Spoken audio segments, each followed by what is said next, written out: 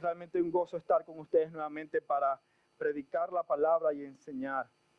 Quisiera comenzar comentando algo que ocurrió en la década de los 70.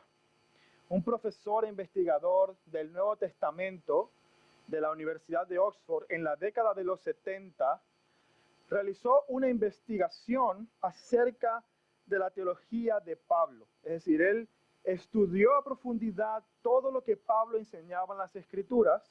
Este profesor y investigador se llama Ed Parrish Sanders. Y este hombre, después de publicar sus resultados de esa investigación en la década de los 70, él publicó un libro que se llama Pablo y el judaísmo de Palestina. Sanders lo que afirmaba en su conclusión, en su investigación, era que el debate que Pablo tenía en las Escrituras acerca de las obras de la ley no estaba relacionado con la salvación. Es decir, Sanders, al estudiar la cultura judía y todas las fuentes extrabíblicas fuera de la Biblia que él estudió, concluyó que los judíos y los gentiles no estaban en desacuerdo sobre la manera en cómo debían ser salvos. Lo que Sanders afirma es que toda persona es salva por obras. El debate que Pablo tenía con sus opositores no era tanto las obras de la ley contra la fe, sino qué tipo de obras son las que salvan. Y según este autor, él defendía que Pablo enseñaba que las obras de la ley no salvaban, pero había otras obras que Dios había preparado en Jesucristo para que los gentiles, por medio de esas obras, fuesen salvos. Ese era el debate que este hombre piensa que Pablo estaba teniendo en las Escrituras. Esta perspectiva, esta doctrina se conoce hoy en día como la nueva perspectiva sobre Pablo. Unos años más tarde, otro investigador y comentarista también del Nuevo Testamento, llamado James Dunn, fue influenciado por las conclusiones de Sanders y comenzó a construir y desarrollar lo que había comenzado como una nueva perspectiva, pero que terminó siendo todo un movimiento. Y muchos autores hoy en día se apegan a esta nueva perspectiva sobre Pablo. Todos estos autores llegan a la misma conclusión, que el debate de Pablo no era la salvación por obra o fe, sino qué clase de obras son las que nos salvan. Pablo sostenía que los judaizantes eran más unos racistas que unos legalistas. Es decir, todos sabemos que somos salvos por obras. Ellos querían establecer sus obras judías por encima de las obras que Dios había dado a los gentiles. Y ese era el debate que Pablo estaba sosteniendo. Ahora, hermanos, déjenme fijar posición al respecto. Esta nueva perspectiva sobre Pablo es una herejía y debe ser rechazada completamente por toda iglesia bíblica. Esta es una enseñanza diabólica que busca quitar peso de la obra de Jesucristo para dar al hombre la oportunidad de salvarse a sí mismo. Quizás usted se sorprende y diga, wow, desde la década del 70, pero yo no había escuchado nunca. La verdad es que esta nueva perspectiva sobre Pablo no es muy común en las iglesias, no es muy conocida, no digamos que no es muy común, no es muy conocida en las iglesias evangélicas. Esto se debe, a pesar de que la obra se publicó en la década de los 70, no es muy conocida, probablemente porque muchas personas no saben reconocer el error doctrinal.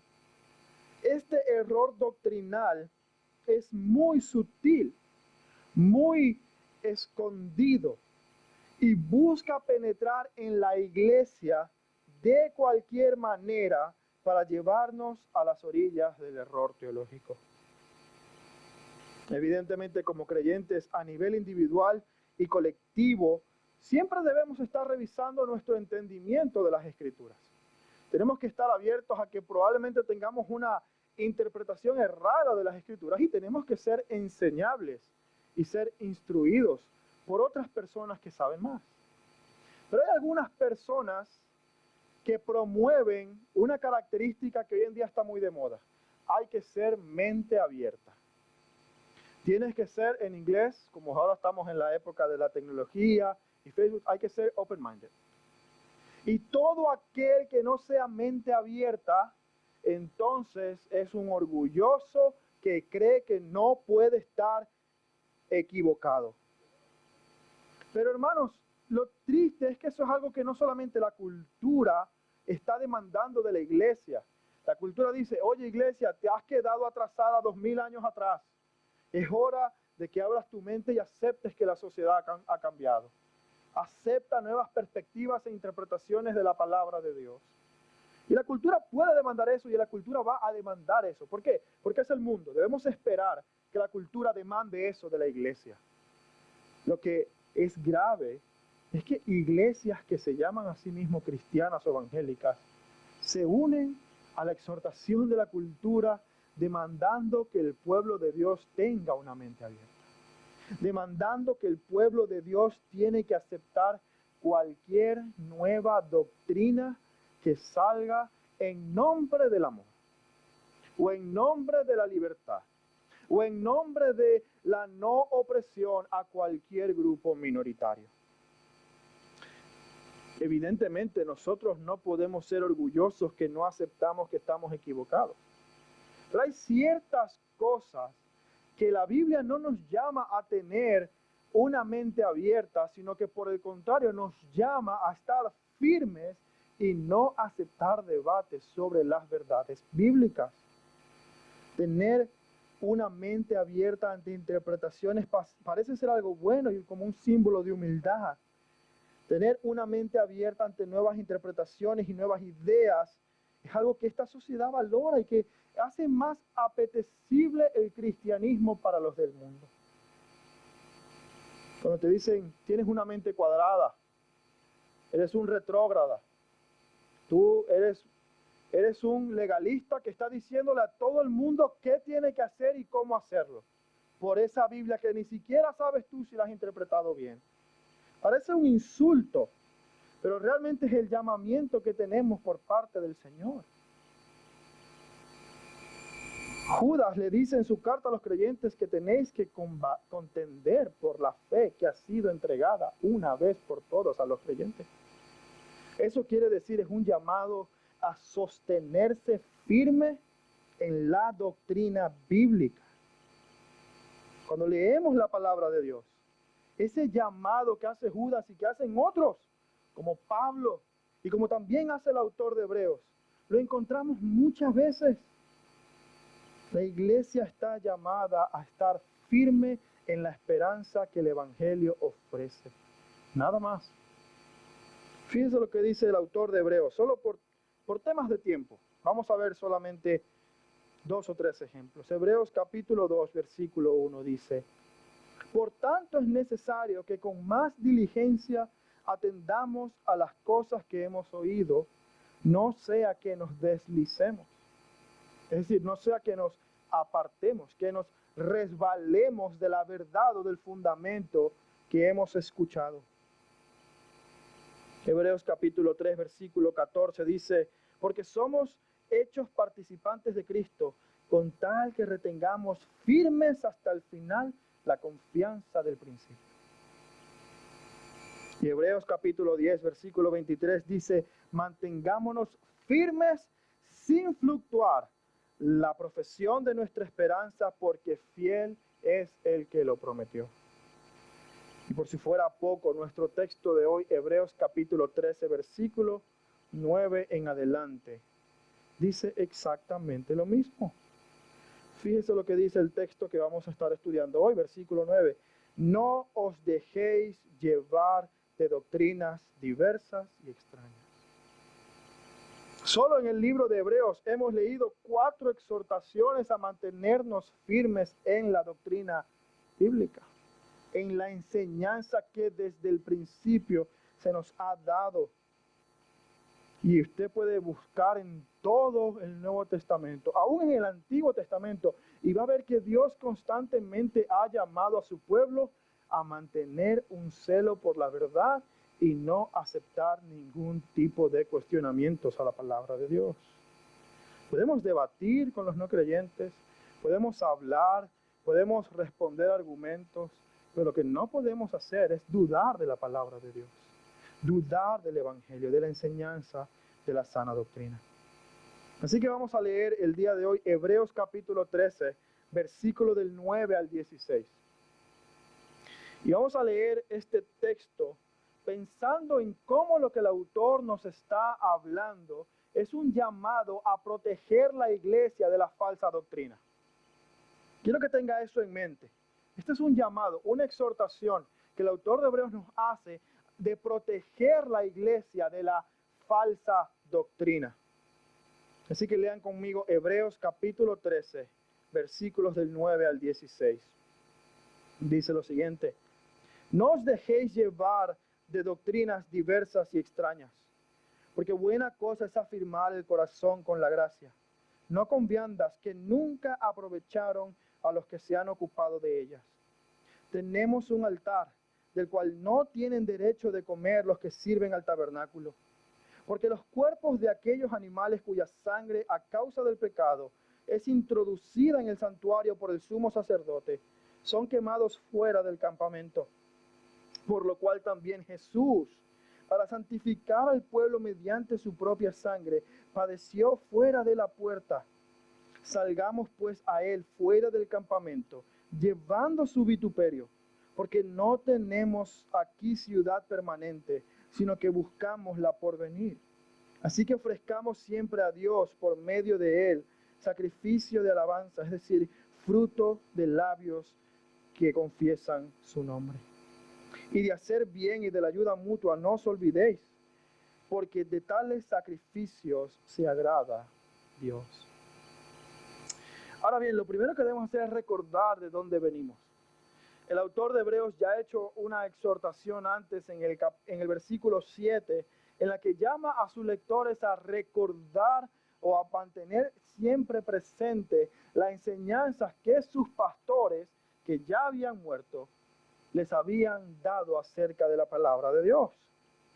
Luego el autor va a hablar acerca de cómo Jesucristo es inmutable, es decir, Jesucristo es el mismo hoy, mañana y siempre. Bueno, dice ayer, hoy, mañana y siempre. Jesucristo no cambia. Tus pastores pueden ser que hayan muerto, pero Jesucristo, el Señor, a quien después en este mismo capítulo va a describir como el gran pastor, ese nunca cambia. Los pastores vamos y venimos. No podemos creernos que nosotros somos los protagonistas del show, porque no lo somos. Somos completamente temporales y extinguibles. Pero el gran pastor de las ovejas, Jesucristo, ese es eterno. Y su doctrina, al igual que él, es eterna. El día de mañana no debe venir otro pastor a enseñar una cosa distinta a la que hemos enseñado acerca del Evangelio. Porque Jesucristo no cambia. Y la verdad acerca de él tampoco lo hace. Tener una mente abierta acerca de Jesucristo no es algo bíblico. Es algo extremadamente peligroso. Y atando a estos dos puntos, el autor va luego a exhortar nuevamente a su audiencia diciendo: no os dejéis llevar por doctrinas extrañas. Si Jesucristo es el mismo hoy, ayer y siempre, entonces la doctrina que habéis sido enseñada es la misma hoy, ayer y siempre. No va a haber ningún cambio en la palabra de Dios. Esto no es como un smartphone que se va actualizando cada vez que hay una actividad nueva, una aplicación nueva, una nueva tendencia. La palabra de Dios no necesita actualización. Yo me acuerdo que cuando estudiaba en el colegio siempre había nuevas ediciones de los libros que uno estaba usando para el colegio. Y a veces tenían que comprar nuevos porque los que yo había usado para biología a lo mejor ya eran otros que los más pequeños iban a usar. Pero la Biblia no necesita eso. La Biblia es completa revelación de Dios, perfecta, autoritativa y sin errores. Puede sostener el más mínimo escrutinio sin ser reprobada. Por el contrario, muchos concluyen que esta palabra debe ser divina porque no encuentran en ella ninguna contradicción. Pero dicho esto, hay dos cosas del versículo 9 que también tenemos que tener presentes. Y en primer lugar debemos comprender que hay doctrinas enseñanzas, filosofías que constantemente van a intentar influenciar tu manera de pensar. El camino por el que nosotros transitamos es contrario al Evangelio. Yo imagino que todos los que estamos aquí hemos estado en la playa en algún punto de nuestra vida. Y si usted ha estado en la playa, yo no sé si usted tenía esa sensación de que usted entra al agua y usted se para en un punto y usted ve la orilla y ve dónde están sus cosas, pero si usted se descuida va a encontrar que usted ya se encuentra como 5 metros más lejos del punto donde usted llegó. ¿Usted sabe por qué es eso? Porque las olas de manera sutil están moviendo tu cuerpo. Pero están moviendo tu cuerpo de una manera tan sutil que tú te acostumbras al movimiento. Y poco a poco no te das cuenta que das un pasito y otro y otro. Y cuando dices, espera, ¿dónde están mis cosas? Están como a 15 metros de donde tú inicialmente estabas parado.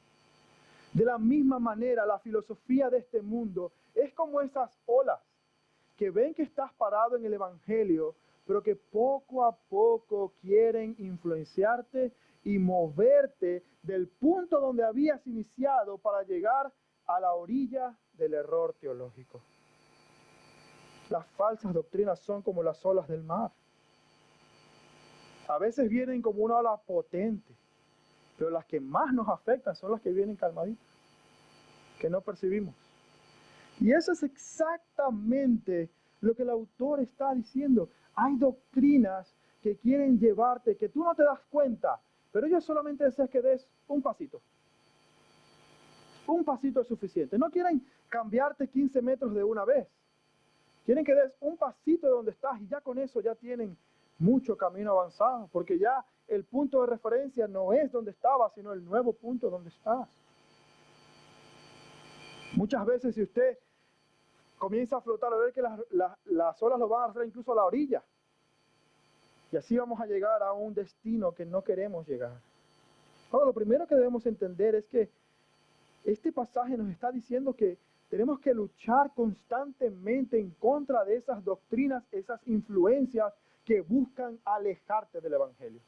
Algunos me han escuchado ya compartir esta anécdota que escuché de algunos pilotos de avión. Ellos dicen que cuando ellos trazan el curso que tiene que volar la aeronave, ellos tienen que calcular al milímetro, porque parece una tontería, pero cambiar un poco simplemente el GPS del avión, no sé cómo se llamará, eso del avión que traza la ruta, te va a llevar a un destino completamente diferente al que tú querías llegar. Cambiar un milímetro o un poco ese GPS, ya el avión no va a hacer esto, va a hacer esto, porque ese milímetro se va a exponer en la distancia que va a recorrer. Lo mismo pasa con la falsa doctrina. Comienza muy sutilmente, se introduce muy sutilmente, intentando influenciar cómo piensas acerca de cosas pequeñas, de cosas que a lo mejor no son tan importantes, pero lo que buscan es sacarte del punto del Evangelio. Déjame preguntarte algo. ¿Estás consciente de cuáles son las filosofías a tu alrededor que están intentando apartarte de la palabra de Dios? Déjame preguntarte esto. Escuche bien, aquellas áreas de tu vida que no tienen nada que ver con la iglesia, ¿cómo las vives? ¿Tú dejas que el Evangelio influya en cada área de tu vida? ¿O hay áreas de tu vida que tú dices, bueno, aquí puedo meter un poco de psicología? Bueno, aquí puedo poner un poco de terapia. Me siento así, creo que tengo que meter un poco de motivación personal. Muchos de nosotros a veces escuchamos más a motivadores, a psicólogos, a empresarios que nos motivan y nos ayudan a alcanzar nuestras metas más que la palabra de Dios. ¿Tú estás consciente de la perspectiva de vida que esas enseñanzas están haciendo en tu mente y en tu corazón? Cuando tienes un dilema moral, ¿qué influye en tu decisión? ¿Los principios de la palabra de Dios o la conveniencia personal? Cuando tienes un conflicto con alguien, ¿acaso sufres el agravio y perdonas la ofensa, tal como dice 1 Corintios 6? ¿O acaso tú dices, ¿sabes qué? Yo soy un hijo del rey. Yo no merezco ser tratado así. A mí me tienen que respetar. Porque la Biblia dice que yo soy hijo del Altísimo, que yo soy real sacerdocio. El humanismo se ha metido en la iglesia y ha distorsionado la manera en cómo el creyente debe verse a sí mismo. ¿Cómo tiendes a tomar decisiones? ¿Buscas consejos sabios en la Biblia a hermanos que tienen un conocimiento mayor que tú de las Escrituras? ¿O simplemente dices, es mi vida, mis decisiones, esto no afecta a nadie, me lo decido yo y punto? ¿Y sabe cómo se llama eso? El individualismo de este mundo. Vive y deja vivir. ¿Dónde encontramos eso en la palabra de Dios? ¿Dónde encontramos en la palabra de Dios que si mi hermano está tomando una mala decisión, yo digo, bueno, miren, vive y deja vivir? ¿No dice la Biblia, tened cuidado los unos a los otros para que ninguno tenga corazón malo de incredulidad para apartarse del Dios vivo? Exhortaos cada día, entre tanto que se dice hoy, para que nadie se endurezca por el engaño del pecado. ¿No es eso lo que dice la Escritura? Pero ¿cómo vemos las relaciones personales? La toma de decisiones. ¿Cómo ves tu trabajo? ¿Acaso tu trabajo es una oportunidad para que tú seas el próximo Bill Gates? Deja así, gloria a Dios, hermano. Si necesitas un traductor, yo puedo hablar inglés muy bien. Pero la realidad es, ¿cómo ves tu trabajo? ¿Es acaso una oportunidad para proveer para tu familia y glorificar a Dios? ¿O tu trabajo se trata acerca de ti mismo? ¿Cómo ves a los políticos? ¿Cómo ves a los políticos? ¿Acaso nos unimos a las voces del mundo que dicen que se mueran y que los maten, que vayan presos y que paguen por todo y oremos para que el Señor los mate?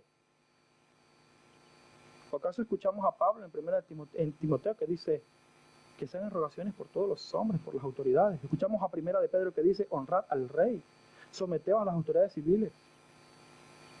¿Qué domina tu pensamiento cuando piensas en la política? ¿Oras por los dictadores de tu país para que se conviertan al evangelio y el poder del Señor pueda ser manifestado al salvar a un pecador tan malo? ¿Qué influencia tu perspectiva en cada área de tu vida? ¿Son filosofías del mundo o es la palabra de Dios? ¿Cómo crías a tus hijos? ¿Acaso buscamos que el propósito sea que sean buenos estudiantes? Hay un dicho en Venezuela, no sé si en Latinoamérica lo hay en todo, pero en Venezuela hay un dicho que dice, mi objetivo es que mis hijos sean mejores que yo. ¿Usted lo ha escuchado? No, yo solo quiero que mis hijos sean mejores que yo, que alcancen más cosas que yo. ¿Ese es tu objetivo de la crianza de los hijos? Pues como hemos leído, que no vivan para sí mismos, sino que vivan para la gloria de Dios. ¿Qué influencia tu pensamiento? Doctrinas sutiles que como las olas se están metiendo en tu manera de ver las otras áreas de la vida que no tienen que ver con la iglesia. Hermano, todo tiene que ver con la vida cristiana. Tú no tienes una vida secular y una vida cristiana. Eso es una falsa doctrina también. Tú tienes una sola vida.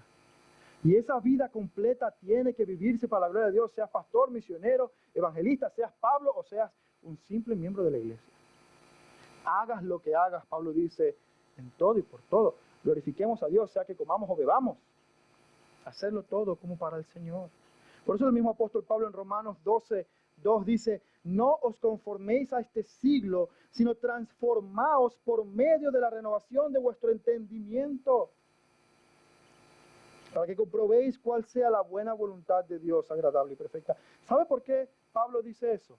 Porque es muy fácil conformarse a este siglo. Es como la ola de la playa, usted no se da cuenta, pero ya lo llevó a la orilla. Y a lo mejor no se ha dado cuenta que usted ha podido nadar, que usted ha podido agarrarse la arena más fuerte para que eso no ocurra, pero ya ha sido muy tarde. Debemos procurar mantenernos firmes en la doctrina que hemos escuchado desde el principio. Eso nos lleva al segundo punto. En primer lugar, tenemos que entender que hay doctrinas sutiles que quieren apartar nuestra mente del Evangelio. Y en segundo lugar, tenemos que entender que es nuestra responsabilidad mantenernos firmes en la doctrina. Por eso, el autor de Hebreos lo hace de esta manera. Dice, acordaos de los pastores que os hablaron la palabra de Dios en el versículo 7. Porque la responsabilidad del pastor es enseñar, es predicar, es aclarar, es exhortar y corregir conforme a las Escrituras. Pero ¿sabe usted cuál es su responsabilidad? Perseverar en esa enseñanza. Perseverar en esa enseñanza. Eso le toca a usted. Y cuando usted esté delante del Señor, usted no va a poder decir, es que mi pastor no me dijo. Es que me lo dijo una vez y se me olvidó. Es que ese domingo yo no fui. Hermanos, el Señor te va a decir, no. Una enseñanza fiel en tu iglesia. ¿Prestaste atención a la enseñanza? ¿Prestaste atención a la doctrina? ¿Acaso sabías lo que estaban enseñando? ¿Hacías preguntas? ¿Buscabas profundizar? ¿O simplemente ibas, escuchabas, entraba por un oído, salía por el otro y ya? Es responsabilidad del creyente perseverar en la doctrina. Bueno, hermano, mi responsabilidad es venir aquí delante de ustedes y abrir la palabra de Dios y decir, así dice el Señor. Pero es su responsabilidad poner por obra todo lo que se dice desde el púlpito, siempre que esté de acuerdo, obviamente, con el mensaje bíblico. Hay varios grupos de hombres y mujeres que estamos entrenando en la iglesia. Varios grupos que estamos entrenando para la obra del ministerio, discipulando. Hermanos, si nuestra tarea es decir, estoy aquí presente, enseño. Pero si ustedes son oidores olvidadizos, como dice Santiago, hermanos, esa es su responsabilidad. Debemos memorizar la Escritura. Debemos evaluar todo lo que se dice. Yo no sé si usted sabía, pero todos los domingos a las 10 de la noche, nosotros tenemos una reunión en la que se evalúa todo el culto. Y se evalúa también la predicación, es uno de los puntos más importantes que se evalúa. ¿Y sabe cuál es la intención de esa evaluación? Obviamente es animar al predicador y decir, gracias por el trabajo que haces. Pero ¿sabe también cuál es? Estar vigilante y decir, oye, creo que aquí, en este punto, no necesariamente se alinea a lo que dice el Evangelio. Hermano, creo que aquí predicaste un poco de moralismo. Hermano, creo que aquí fuiste un poco libertino. Cuidar, porque ninguno de nosotros está exento a dejarse llevar por esas corrientes. El hombre del que hablé al principio era doctor en griego, investigador de la Universidad de Oxford en el Nuevo Testamento, pero llegó a una conclusión tan errada por dar más autoridad a fuentes extrabíblicas que a la palabra de Dios. Ninguno de nosotros está exento de ese tipo de error. El creyente está llamado a permanecer firme en la sana doctrina, en retener la esperanza y no dejarse influenciar. En primer lugar, reconocer que hay doctrinas que nos quieren influenciar. En segundo lugar, es nuestra responsabilidad no permitir que eso ocurra. Ahora usted dirá, bueno, ya sé lo que tengo que hacer. La pregunta es, ¿cómo lo hago? O sea, ¿cómo yo protejo mi propia vida y la iglesia de doctrinas erradas, de doctrinas extrañas? Yo recuerdo un pastor que me decía, cuando estaba joven, me decía, Eddie, las personas que trabajan en un banco no tienen que saber cuántos billetes falsos hay. Ellos tienen un solo trabajo, conocer cuáles son las marcas de un billete verdadero. Y todo lo que no se parezca a ese billete verdadero, pues es falso y es rechazado. Exactamente lo mismo ocurre con la doctrina. Va a ser imposible para nosotros conocer todas las doctrinas falsas y erradas, porque muchas son muy, pero muy sutiles. Va a ser muy difícil para nosotros saber cuáles son todas esas falsas doctrinas. Pero algo tenemos que hacer es conocer el billete verdadero. Conocer el Evangelio a profundidad, para que todo aquello que no se parezca a este billete verdadero lo rechacemos rotundamente. Yo espero que Rafa, cuando cuente, haga eso, ¿no? Cuando cuente el día en la iglesia, mire hermano, aquí están todos los billetes verdaderos, ¿no? Pero es exactamente nuestro llamado para nosotros en las Escrituras, tener un profundo entendimiento del Evangelio, del mensaje bíblico, de quién es Dios. ¿Alguna vez has estudiado quién es Dios? ¿Conoces cuál es el carácter de Dios, sus atributos? ¿Sabes quién es el Dios al que adoramos en esta iglesia? ¿O estás acostumbrado a una idea cultural de Dios? Una persona me decía, hace varios años ya, no, Dios no quiere sumisión ni obediencia. Dios es amoroso. Dios quiere que si hacemos algo sea por gratitud nada más, pero Él no demanda nada de las personas. No reconocen quién es el carácter de Dios. Hace un par de semanas una persona publicó en sus redes sociales algo acerca de Oprah Winfrey. No sé si ustedes la conocen. Una mujer muy exitosa en los Estados Unidos. Una mujer que va completamente en contra del Evangelio. Esta persona que afirma ser creyente publicó esto acerca de Oprah Winfrey diciendo, esta es la meta para el matrimonio.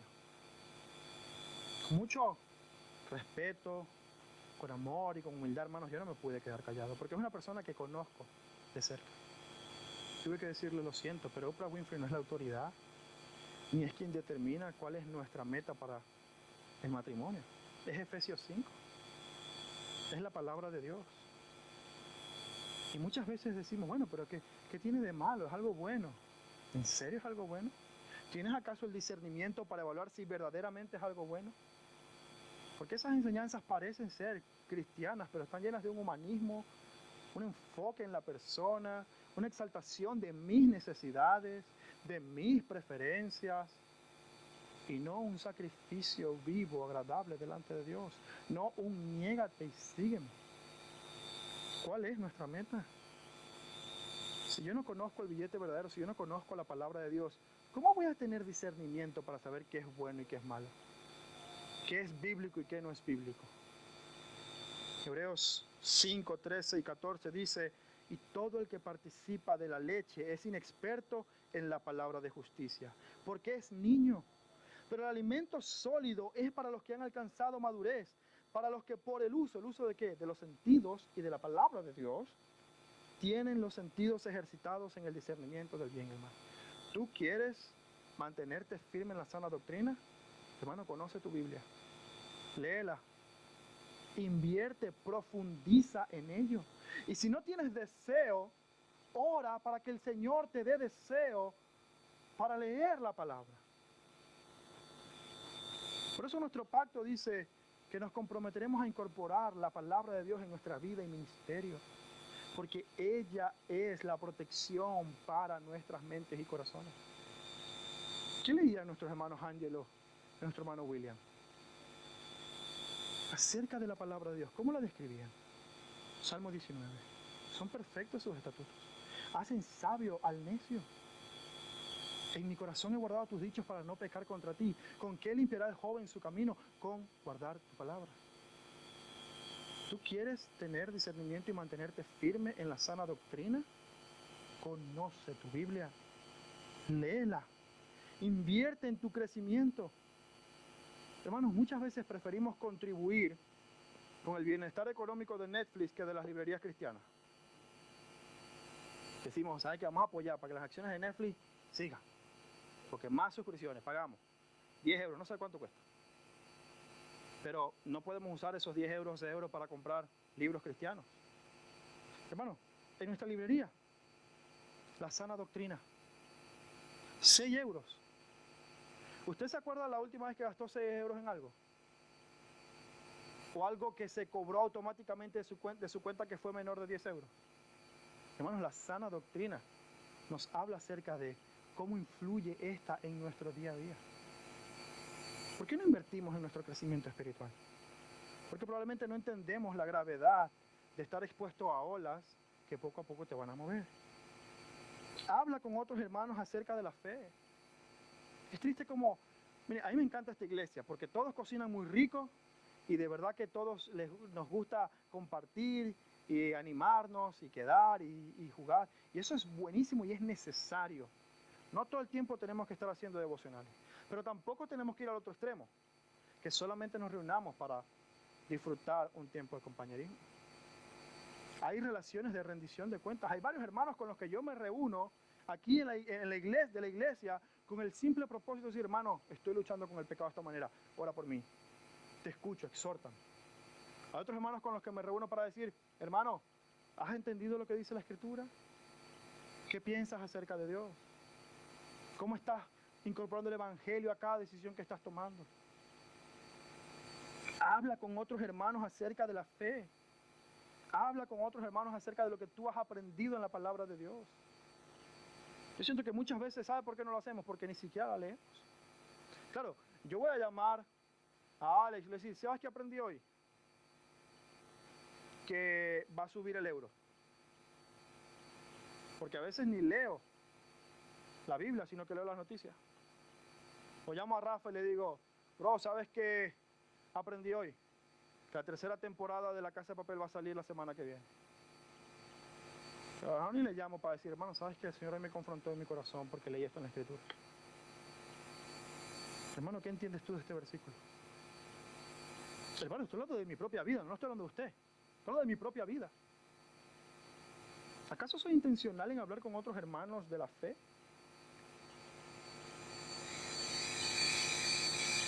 Otro punto, presta atención a los sermones. Lee tu Biblia, invierte en tu crecimiento, habla con otros de la fe, presta atención a los sermones. Esta iglesia ha sido bendecida con buenos predicadores, exceptuando al burro que está aquí. Dios ha levantado buenos hombres que predican la palabra. Ha levantado hombres fieles y mujeres que discipulan a otras mujeres. ¿Prestas atención a la enseñanza pública y privada que se da de la palabra de Dios? Y finalmente, escucha buenos predicadores fuera de la iglesia. Reconoce a quién debes escuchar. Aquellos que se llaman apóstoles y profetas como Guillermo Maldonado, Cash Luna. Y lamentablemente hombres como Marcos Witt, Adrián Romero, hombres que empezaron muy bien y lamentablemente se han apartado poco a poco de la doctrina bíblica, aceptando el ecumenismo, aceptando la homosexualidad, diciendo que Disney ahora es una fuente de autoridad y no tanto la Escritura. Bueno, ¿qué tipo de mensaje estamos dando? Tienes que saber discernir a qué hombres y mujeres vas a prestar tus oídos. Hay muchas maneras, hermanos, en las que cada uno de nosotros puede aplicar esta responsabilidad de mantenernos firmes en la palabra de Dios. Solo hemos nombrado algunas por tema de tiempo. Pero en la medida en que tú estés firme para proteger tu propia mente, vas también a estar firme para proteger a tu iglesia. Porque este llamado no es solamente algo individual. Primeramente tiene que ser individual. Yo no puedo proteger la iglesia si yo mismo estoy siendo arrastrado por diversas doctrinas. Esto es un llamado colectivo a toda la iglesia. Cada uno de nosotros tiene que ser buen mayordomo de nuestras propias mentes. Pero al mismo tiempo tenemos también que proteger la unidad de la iglesia, corregirnos unos a otros. Ahora, eso no nos gusta, porque no nos gusta que la gente nos rechace cuando los corregimos. No nos gusta. Y decimos, bueno, yo vi este estado, pero vamos a que el pastor le escriba. Hermano, es tu responsabilidad también proteger la iglesia. La protección de la iglesia son los hermanos que usan bien la palabra de Dios. Hombres y mujeres. Evidentemente comienza con los pastores. Si yo no enseño bien, usted no va a aprender bien. Una vez que usted aprenda, ¿qué está haciendo con ese conocimiento? ¿Cómo está velando por sus hermanos? ¿Cómo está discipulando a otros? La protección de la iglesia son los hermanos y hermanas que usan bien la palabra de Dios. Que como dice Hebreos 5, tienen el discernimiento por el uso de la palabra. Porque no son inmaduros, han alcanzado madurez. Seguidamente el autor, más adelante, en el mismo versículo 9 nos dice lo siguiente. Fíjense lo que dice. No os dejéis llevar de doctrinas diversas y extrañas. Mira la segunda parte del versículo. Porque buena cosa es afirmar el corazón con la gracia, no con las viandas, que nunca aprovecharon a los que se han ocupado de ellas. Es muy interesante esta comparación que el autor está haciendo. Porque aunque habla de viandas, no habla de estómago, sino de corazón. Habla del corazón que debe ser afirmado con la gracia de Dios y no con ritos ceremoniales. Los ritos ceremoniales a los que se refiere tienen que ver con comida y bebida. La palabra vianda se refiere a todo tipo de comida y bebida que estaba en el Antiguo Testamento, específicamente los sacrificios. Los sacerdotes que hacían sacrificios en el Antiguo Testamento, dependiendo del sacrificio, después de sacrificar al animal, ¿qué hacían? Comían su carne. Y ese oficio, esa ceremonia, afirmaba, solamente el sacerdote podía hacerlo. Esa práctica afirmaba el orden sacerdotal de esas personas que hacían ese oficio. Pero ¿qué dice el autor? Buena cosa es afirmar el corazón, no con viandas, sino con la gracia de Dios. La gracia de Dios, hermanos, es lo que sostiene tu corazón.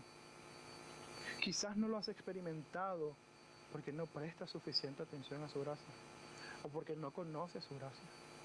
¿Por qué Pablo podía decir, bendito sea el Dios y Padre de nuestro Señor Jesucristo, Dios de toda consolación? ¿Por qué lo podía decir? Su corazón había experimentado la consolación de Dios. ¿Por qué cuando él se quejaba del aguijón en la carne, Dios le responde, ¿qué cosa? Anda a sacrificar un animal. Bástate en mi gracia. Toda doctrina bíblica tiene que tener una suprema estima de la gracia de Dios. Toda doctrina correcta pone su mirada en la gracia de Dios y no en el esfuerzo humano. El esfuerzo humano es una respuesta a la gracia de Dios. Pero la gracia de Dios es lo que te sostiene. Esto es sumamente importante. Ahora, amado amigo, tú que nos visitas, probablemente tú hayas conocido, hayas oído o hayas encontrado iglesias evangélicas que practican cualquier tipo de locura. Yo me acuerdo cuando estaba en Venezuela, quería compartir el evangelio con un vecino y me decía, pero ustedes son de los que comen tierra. Y yo, no. Nosotros no comemos tierra.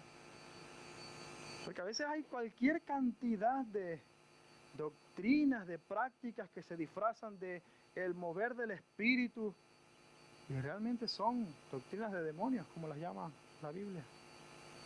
Y tú, amado amigo, a lo mejor tienes una concepción del pueblo evangélico como aquellos que son raros. Aquellos que hacen cosas raras, que el pastor se queda con el dinero, aquellos que, qué sé yo, lo que sea. Pero déjame decirte, amado amigo, que el mensaje de la Biblia no es eso. El mensaje de la Biblia es un mensaje que habla de la gracia de Dios para un mundo pecador.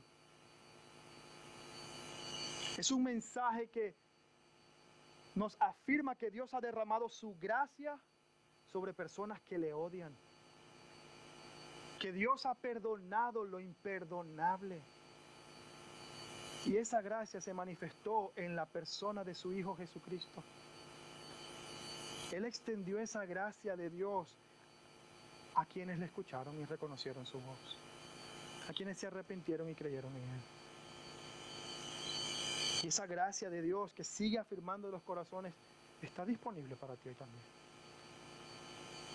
No son las ceremonias, no son los rituales, no es la religión que tú tengas lo que te va a acercar y reconciliar con Dios. Es su propia gracia inmerecida sobre tu vida a través del sacrificio de Jesucristo. Pero amados hermanos, lo mismo te digo a ti. ¿Cuántas veces has ayunado porque quieres conseguir algo de Dios? ¿Cuántas veces te han dicho, pacta, pacta, pacta, pacta? Que ahora es el momento. Este es el año de bendición. Vi un video hace poco que un supuesto apóstol decía, yo no sé para quién es esa palabra, pero tienes 5 minutos para pactar antes que cierre la ventana de bendición. Y hermano, deje que se cierre. 5 minutos para traer tu altar, tu ofrenda, venga.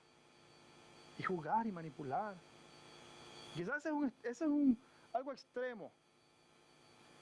Pero hay muchas derivaciones de esas doctrinas muy sutiles que a lo mejor te llegan a decir, pero yo voy a la iglesia y mira cómo a este desgraciado le va mejor que a mí. Porque este que no es creyente consigue trabajo fácil. Y yo que oro y oro y oro, el Señor no me escucha. ¿Qué tengo que hacer? Hermanos, lo que Dios te da o no te da es por su gracia. No son las circunstancias lo que afirman tu corazón, es la gracia de Dios y todo lo que Él te da es inmerecido. No importa cuánto tiempo estés en el Evangelio. No importa lo que hayas hecho para el Señor. Siervos inútiles somos y el Señor por su gracia nos mira con agrado y nos bendice ¿Sabes por qué? Porque Él es bueno. No tú, no yo. Él es bueno. Aquello que debe sostenernos no es lo que podemos ganar de parte de Dios, sino como Él nos da de su gracia y misericordia libremente. La centralidad de una doctrina bíblica exalta la gracia de Dios por encima del esfuerzo humano. El autor de Hebreos tiene en mente todo el orden sacrificial, porque después de hablar de las viandas, miren lo que dice en el versículo 10. Tenemos un altar del cual nadie tiene derecho de comer, aquellos que sirven en el tabernáculo. ¿Sabe qué está queriendo decir? Recuerda que estos cristianos a quien le está escribiendo son cristianos judíos, que habían dejado el judaísmo para creer en el Señor. ¿Qué quiere decir eso?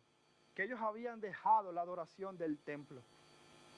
Ellos ya no iban a adorar a Dios bajo el viejo orden sacerdotal y sacrificial del Antiguo Testamento. Absolutamente ningún uso tenían para el templo. Porque el sacrificio de Jesucristo no murió en el templo, murió fuera de la ciudad. Por eso lo está diciendo, lo que está comparando, los siguientes versículos, sé que pueden ser difíciles de entender. Hablando del campamento, Jesucristo que murió fuera de la puerta, vamos a ir a Él. Tiene que ver, lo que le está haciendo el autor es comparando simplemente el antiguo orden sacerdotal y aquellos que son marcas visibles de la religión con una verdadera espiritualidad en Jesucristo. Eso es lo que está comparando. Y dice, ustedes no tienen marca visible de religión. Ustedes tienen un altar que aquellos que están participando en el tabernáculo físico no tienen acceso. Ustedes ven el tabernáculo, ellos no ven su altar. De hecho, a los cristianos de este siglo, de ese siglo cuando fue escrita esta carta, se les llamaba ateos, porque no tenían nada visible con qué representar su religión. No tenían templo, no tenían rituales, no tenían actividades públicas, más bien hacían hoy muchas cosas escondidas para que no los mataran. Si usted ve toda religión terrenal, tiene alguna marca visible. Los católicos tienen el Vaticano. Los testigos de Jehová tienen su edificio allá en Nueva York de la Watchtower Society. Los mormones tienen el templo que tienen ahí en Utah. Hermanos brasileños, yo los amo, Pero ahí en Sao Paulo hay una réplica del templo de Salomón. Inmensa. El cristiano no necesita eso. El cristiano no necesita tener una marca física, visible, externa de su religión. Toda aquella doctrina que ponga énfasis en marcas físicas no es de Dios. ¿Usted quiere saber cuál es la marca visible? Lea conmigo el versículo 16. No es el templo, no es el tabernáculo, no son los sacrificios. ¿Sabe cuál es la marca visible de la religión cristiana? Y de hacer el bien y de la ayuda mutua, no os olvidéis, porque de tales sacrificios se agrada a Dios. Es interesante que hable en lenguaje sacrificial. Él sabe lo que está diciendo a su audiencia. Cuando un judío escucha sacrificios, ¿qué escucha? Tabernáculo, sacerdote, propiciación por los pecados, sangre, ritual, templo. ¿Y qué dice? Ese no es el sacrificio que agrada a Dios. ¿Sabes cuál es la marca visible de la religión cristiana? Una vida transformada que busca la piedad y que busca el beneficio del otro en Cristo Jesús. Eso es lo que a Dios le agrada. Dios nunca se ha agradado de sacrificios animales, ni humanos. No hay que pagar promesa. No hay que decir Señor. Muchas veces la gente usa el ejemplo de Ana, como decir, hay que pagar promesa al Señor. Mira que Ana prometió y después se le dio. Hermano, eso no tiene nada que ver con el mensaje de la Biblia. Dios te da todo por su pura gracia. Y la marca externa de nuestra religión son vidas transformadas que buscan hacer el bien y que nos ayudamos mutuamente a crecer en el Evangelio. ¿Qué dijo el Señor Jesucristo? En esto conocerán que sois mis discípulos. ¿En qué? En que os améis los unos a los otros. En que mutuamente nos edifiquemos en amor. En que nos preocupemos.